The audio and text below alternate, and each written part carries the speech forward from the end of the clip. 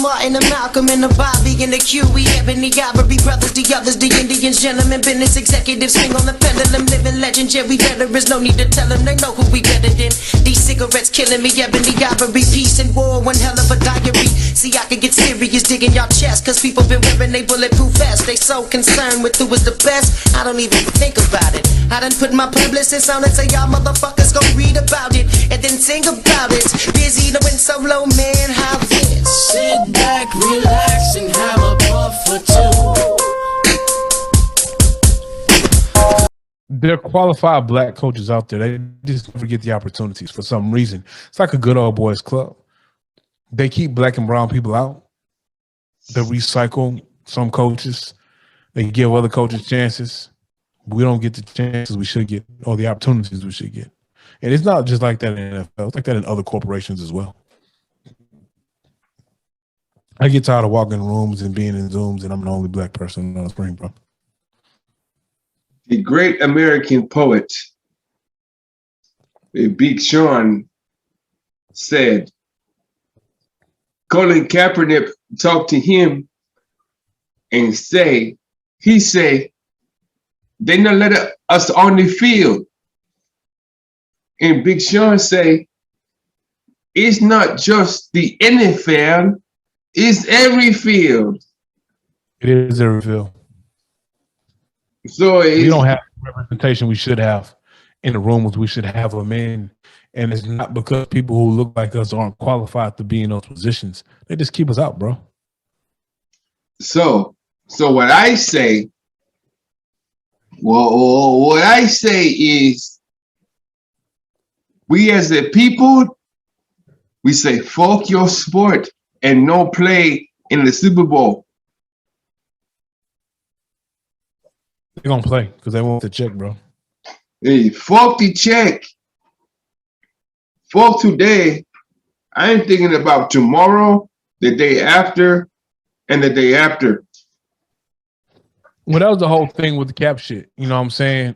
When Cap was doing what he was doing, if the black players as a collective would have stopped playing, the NFL would have had to react. We wouldn't have had the pushback we got, and then a couple of years later, the commissioner say, "Man, yeah, Cap was right." Like we would have, it would have been different. You know what I'm saying? But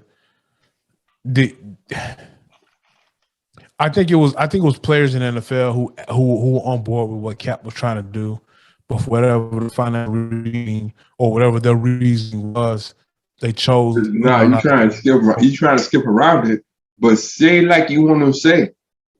There is no unity in my community. That's all it is. If we were unified. But let me ask you, but so you got some of this too. So you got some dudes, they couldn't afford to. They couldn't afford to do it. And I'm not saying that they should have. I'm not saying that they were right by their decision. What I'm saying is, nobody truly got on board with what Cap was doing.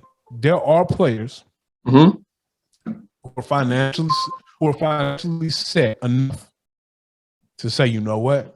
If y'all ain't letting Cap play, I ain't playing.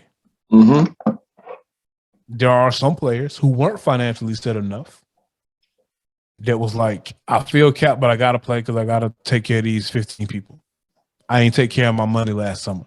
There's some players who had just got in the league and it was this my dream. Why am I going to sacrifice my dream? So I feel like if I feel like this thing. Let's say if every black player stood with Cap and was like, hey man, you know what? Or even right now, if every black player right now says, hey man, we're gonna stand with Flores. This is some bullshit. We don't have enough representation in certain areas as far as the head coach, GM, ownership, all of that. You know what? Hey, we finna go to the XFL. A man of color owns the XFL. Hey, let's go flood the XFL with our talent. All of a sudden, what league becomes a superior league? The XFL. Right. The Rock, well, shit. If these dudes say, hey, if AB says, hey, I'm coming to the XFL, You know what I'm saying? Cap says, I'm going to come to the XFL too. If Deshaun Watson says, I'm going to go to the XFL too. Okay, keep going. Bro, that's star power right there. People are going to watch.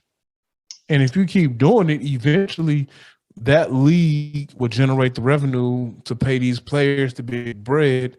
You got black coaches, black owners, black players, and the XFL is the superior league over the NFL. At that point, the NFL is either going to get with the program to get their players back, or they ain't going to be the superior league anymore. But in order for that to happen, like any new thing, there are going to be some growing pains. Some people are going to have to sacrifice financially for the greater good. They'll probably get their money back on the back end, but that process has to start.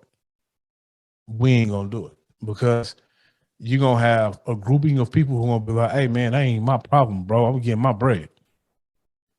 And there's going to be more of those than it is who will say, yo, I'll sacrifice this $40 billion to make $3 million for the greater good for all of us to eat. Okay, so I'm gonna end the pod like this. What's more important to you?